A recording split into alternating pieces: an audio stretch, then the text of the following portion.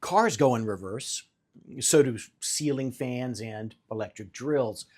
But did you know that kickbacks go in reverse too, and that there's no safe harbor for that? The federal anti-kickback statute, commonly referred to as the AKS, prohibits the offer of, the demand for, the payment of, or the acceptance of any remuneration, something of value, for referrals of federally funded healthcare program patients, for example, those covered by Medicare or Medicaid. There are exceptions, most notably regulatory safe harbors that describe certain arrangements not subject to the AKS because they are ultimately unlikely to result in fraud or abuse. Common among the situations falling into safe harbors are those protecting the remuneration that flows from an employer to an employee and the remuneration from a facility, a hospital, for example, to a medical group.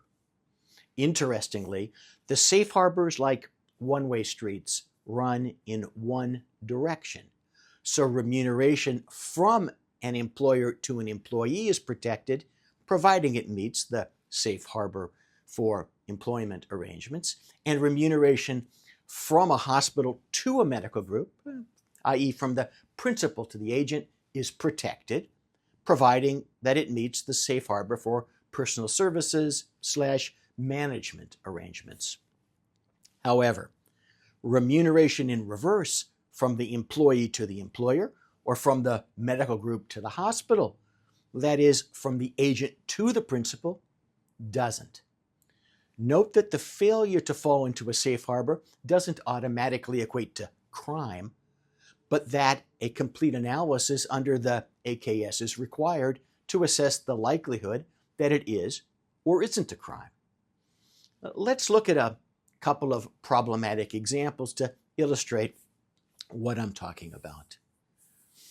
The Just a Taste ASC contracts with slippery slope anesthesia for all anesthesia services at its facility, but requires that Slippery Slope provide its own anesthesia machines and drugs. No safe harbor for that, and, well, this one's easy. Everyone is likely headed to jail. But if that were just a dream, and all that Just a Taste ASC asked for was an assignment of Slippery Slope's billing in return for paying a lesser amount to the anesthesia group, then that discount, that potential reverse kickback, isn't covered by a safe harbor. Maybe someone's going to jail, but the specific facts are going to be important in a full analysis under the AKS.